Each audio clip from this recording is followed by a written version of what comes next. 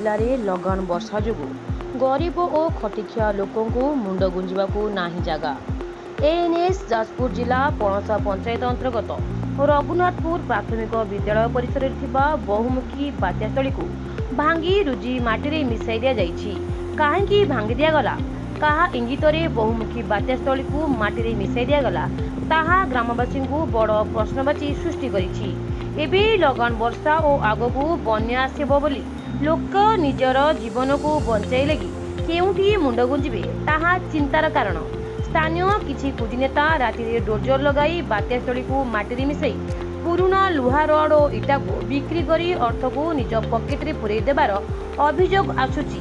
तेणु जिलार जिलापाल एही विषय पचारिबारु कहिले मो नजर रे कोनोसी अभियोग आसे नाही, तदंत कले ताहा लोकलोचन को आसियो बोली कहिदिले। जाजपुर शिवकीर्तन महांती को रिपोर्ट, आगामी टीवी।